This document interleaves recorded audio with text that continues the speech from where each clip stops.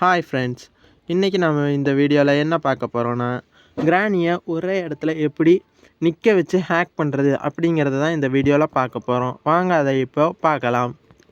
First இங்கே இருக்க இந்த டேபிளை ஒருக்கா தட்டி விட்டுட்டிங்கன்னா அந்த சவுண்ட் கேட்டு கிராணி வரும். நீங்கள் உடனே டேபிளுக்கு அடியில் போய் ஒளிஞ்சிக்கோங்க. கிராணி வந்ததுக்கப்புறம் ஒரே ஒரு தடவை நீங்கள் வெளியில் போயிட்டு உள்ளே வாங்க.